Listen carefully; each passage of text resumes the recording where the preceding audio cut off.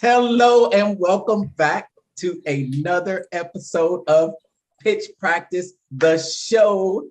We're having a wonderful discussion today. Of course, my name is Mark, the mental marketer. And we have with us Brandon and Laura today. And Laura will not be on camera with us today, but let's just say hi, everybody. Good morning. Morning.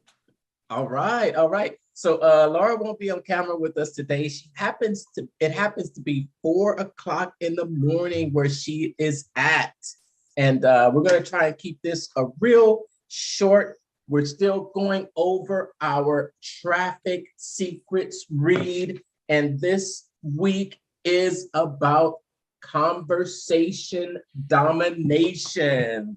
All right, all right. So we're going to talk about some of our major takeaways and insights that we've gathered from this chapter. And this chapter was really about becoming a person that is omnipresent.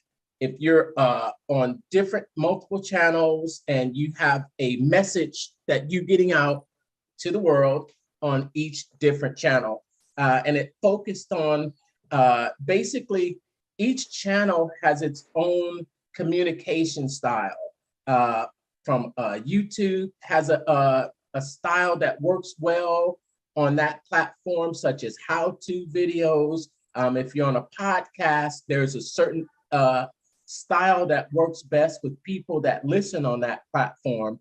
The suggestion is to focus on a major show, one major platform at each time.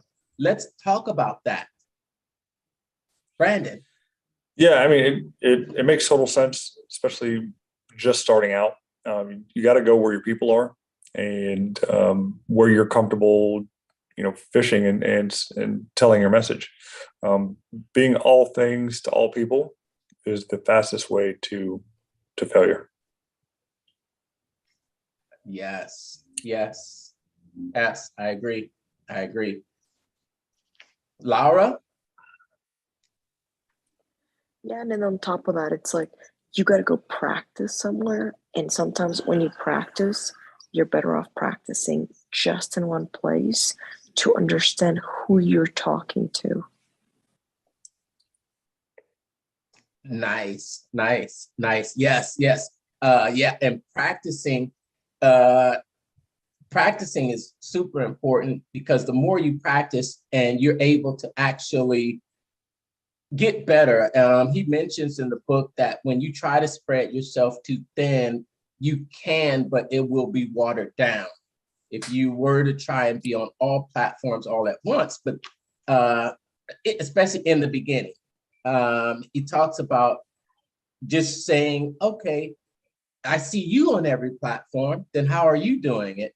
Now he gives his method for being on multi-channels at once. Now, this is my content philosophy, okay? I learn a lot, I read a lot, I interview people, and I have discussions, and even this pitch practice, the show, is a piece of content that I can distribute to my channels. So because I am storing up so much content, and I am on several platforms, then I decide which platform that the content may work on. Does anybody else do that? I tend to stick to the first part of the chapter and trying to go all in on one platform right now. I do have applications and software that allows me to post omnipresent and very quickly. But right now, at least for the video form, I'm investing into TikTok over all the channels right now, just because it's newer and the algorithms are a little bit more friendly when it comes to the organic reach. Okay. Laura? On my end, yeah, I'm also kind of really focusing on on a couple of different channels. And I know, this chapter was all about like focusing on one channel. And I feel like the one channel that I consistently like is actually LinkedIn. Reason being is if I'm a salesperson, what I'm trying to sell and what I'm trying to say is realistically buyers with people that have money are more likely on LinkedIn for me than on a site like Facebook or TikTok. Nice, nice, nice. Um, I think I've noticed a lot more cross platforms. So I was on a podcast recently, and that podcast was the inaugural video podcast, and it's actually an option to have video podcasts now. When you go to the Spotify app, there's video with your podcast, because I know that I've seen podcasts actually excuse me, I've seen podcasts on YouTube now, actual video podcasts. I've also noticed the live streams, and there are more platforms that allow you to live stream. During this publication, maybe it was only, well, I think he only mentions, excuse me, he only mentions Instagram Live and Facebook Live. There's LinkedIn Live, there is Twitter Live, and there's also YouTube Live. And I believe you can go on TikTok Live. What's what's your experience? Excuse me. And I've seen these interviews actually, even from Russell Brunson himself. I've seen some of his. He'll go with the shorter form content, and then he has the live show that he does interview. Just like recently, because he has the upcoming Funnel Hacking Live, he's doing those interviews almost every couple of days, right, Brandon?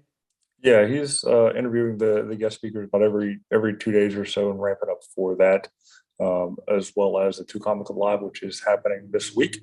So if you want to get a preview of Funnel Hacking Live, reach out to myself or Mark, and we'll get you hooked up with that Two Comical Live. It's 100% free, which is nice. So yeah, so the interview style is great, and he is streaming it across multi-channels, at least Facebook and YouTube. I tend to catch him on YouTube over the Facebook, and just like the platform better. And that's another thing to kind of mention as well, is considering your audience to what platforms you do stream on. Some prefer to watch everything in YouTube because that's their video channel. Some prefer to read and look at pictures on Facebook. But yeah, how he is getting his content out there should be emulated, not copied.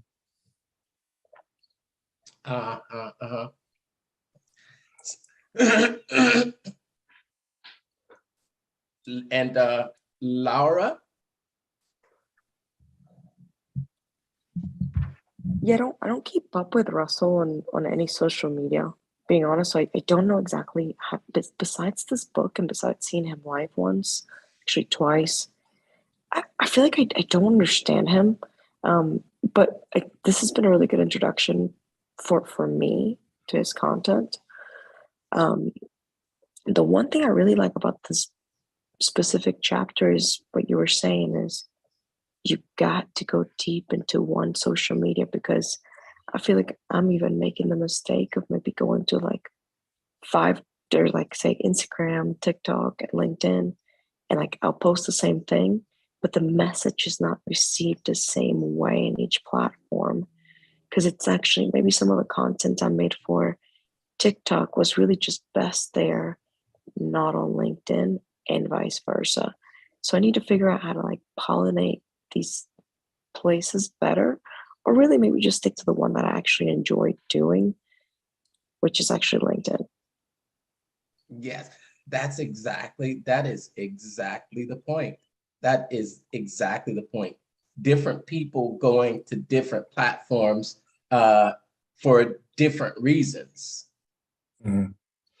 Laura, thinking, I know you have, your two deals. You have your Spiffy franchise e-position and your radio with your affirmations. Following you on TikTok, the affirmation videos are great. And I see more people kind of being attracted to that there than they would be on LinkedIn, since LinkedIn is more business centric. Not saying that there isn't much or a lot of motivational No, but I think you're right. things on LinkedIn, but I think if you separate those two, Yep. business to LinkedIn and your personal affirmations to, maybe Instagram and TikTok, I think that will definitely move you forward for success on both platforms. Yeah, and I think that's kind of something that my boyfriend has been really good about, kind of guiding me. He's like, TikTok is actually perfect for this whole affirmation thing that we're trying to do, because it's fun, and we could rip audio 30 seconds of whatever it is that we want to say. And that content maybe just doesn't work really well on LinkedIn, just because that's not how people consume content on LinkedIn. So yeah, that's a great insight, Brandon. Thank you. Nice. Yes. So give us a summary, just in summary, in this chapter. You want to summarize it for us, Brandon? Because it was a pretty short chapter. So basically, in summary, pick the platform you're most comfortable with. And even if you want to try something new, go ahead and try something new, but just stick to that. Don't bounce back and forth. If you're committed 100%, then that's where you're going to see the most success, and that's where it comes out to it. And until you hit that, there really isn't a mark, but that mark where you feel that you can't seem to grow in that one particular spot, like you hit a ceiling, then either change up what you're doing there, or then dabble and spill it over into a new bucket, so to speak, onto a different channel to see how it is received there. But it's always a test, it's always an experiment. As from the beginning of the book, figure out what your Dream 100 are doing on each platform, and emulate to success. All right. One thing that we did discuss, and he mentions in this chapter, he says that what he wants is for someone to pick up their phone, and no matter which app they open, the first person they see is him. But as I said, I think that might be a bit too much. If you're seeing the same person on all these different channels every time you open up your app, what are your thoughts about that, Laura?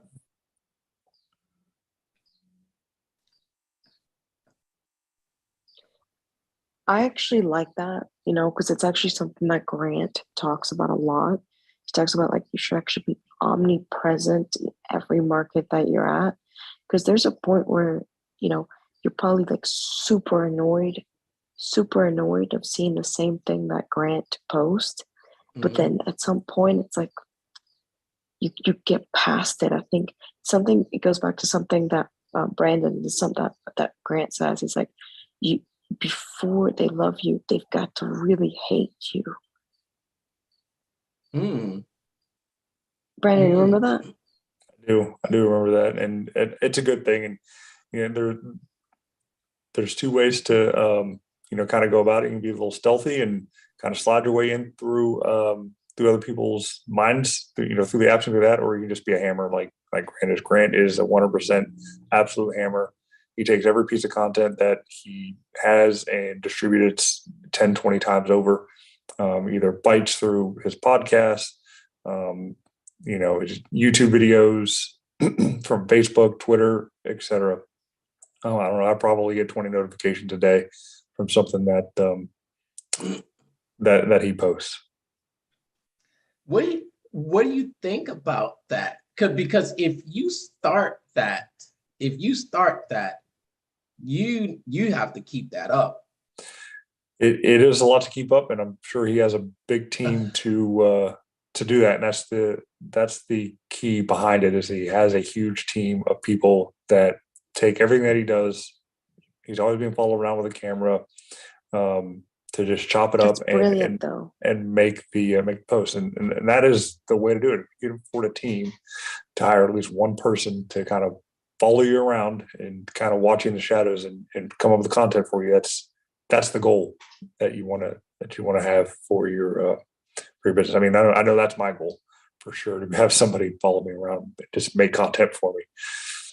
What do you think? What do you think about that? What do you think? Magic wand, you have that now. Everywhere you go is content.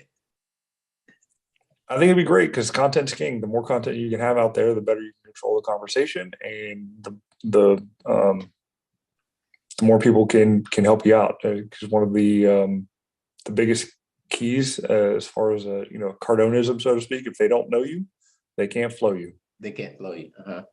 And you know, if you're not present, then people's attention span, what do you think? You'll be forgotten.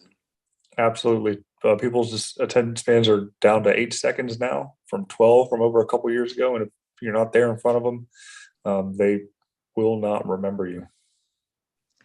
Well, Laura, you know what that would mean, right? That would mean that right now you would have to turn on your camera. Okay, it's on. Do you see how pitch black it is?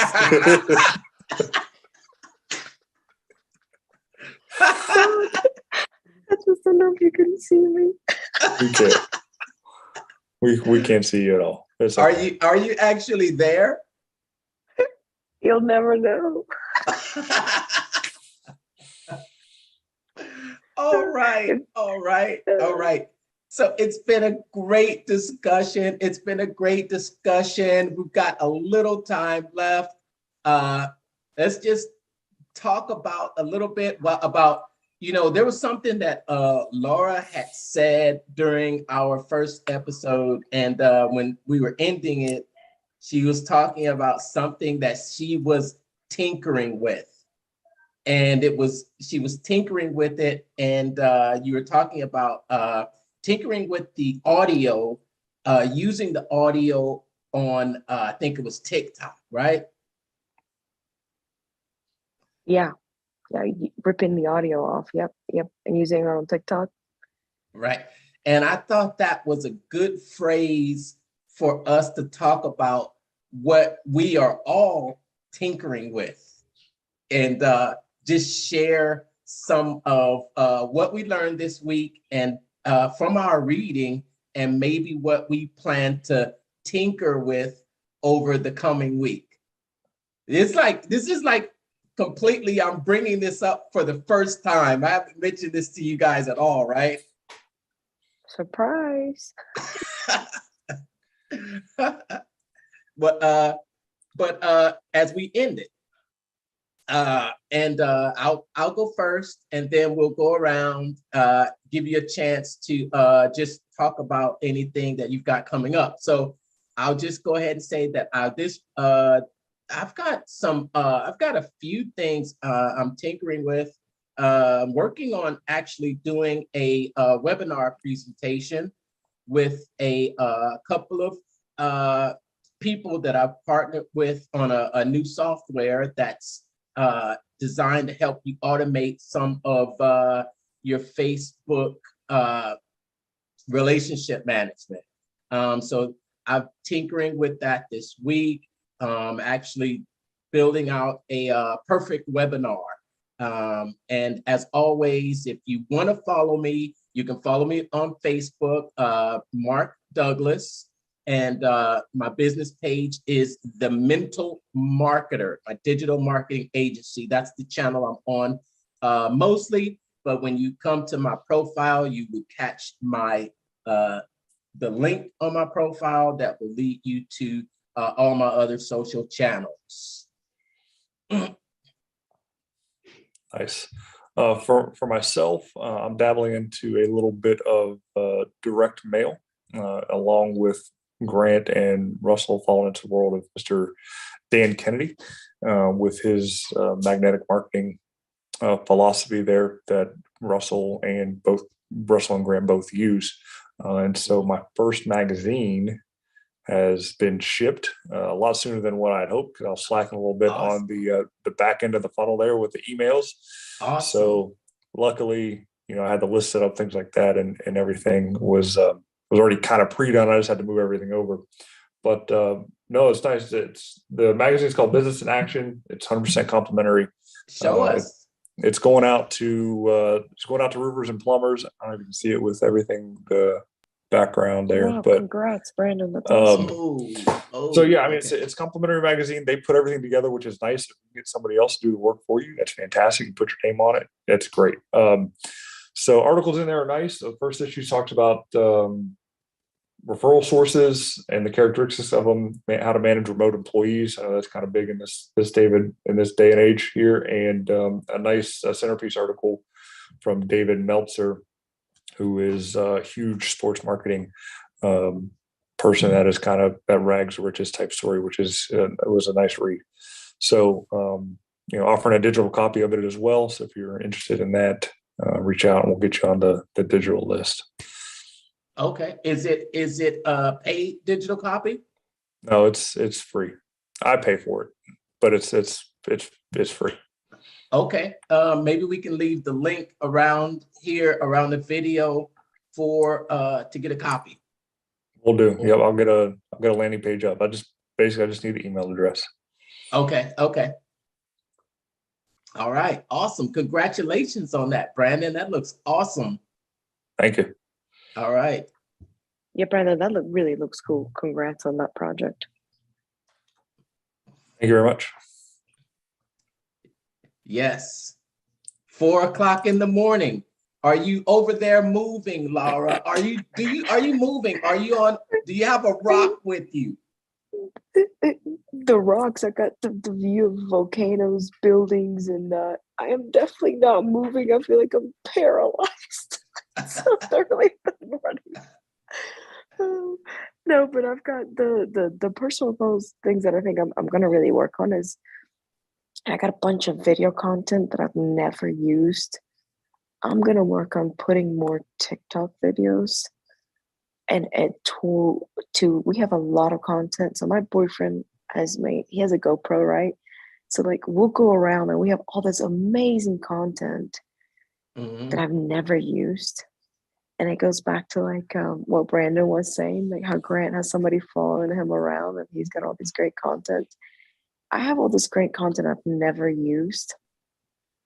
So a project that I'm personally working on is seeing how I use maybe 20, 30 seconds of those background projects and maybe pop them in on the TikTok and do my affirmations like via voiceover. And those are the backgrounds, right? Because and it's actually something that my boyfriend keeps telling me, it's like people need to know you for like specific aesthetics and like specific like when they see something, they should know, oh, that is you, right? So like kind of like when people see Grant and like that plane, they know, oh, that's such a Grant scene, right? When they see like Grant in that, Brandon, what does he drive now? Isn't that the G-Wagon? A signature look, a signature feel. Yeah, so it's like I need to figure out like what my signature feel is. I'm still kind of working on it, but there's a lot of just opportunities to put more of the content that's like every day as opposed to like stage content that I can start using to really push that side of that fun project that I work on, to have more of a signature talk. And then on the kind of other side of things, that's for TikTok. But on the other side of things, like every time I do my Fallout Friday for franchises, I noticed that the most impressions that I get is when one of the franchise owners is tagged into the post and into like a video, like a 10 to 30-second video of something about X franchise. So I'm gonna start doing more video Friday Fallout Friday content, and I'm gonna figure out how to always tag a franchise to it, because that's actually what's driving a lot of attention for me on the franchise side of the world on LinkedIn. Awesome. Bye, Brandon. Awesome. Awesome. And that is awesome to hear. I know you're going to crush it, Laura. I know we're all going to crush it this week. We're going to end it now and say goodbye to everybody until our next episode. Adios. I'm going back to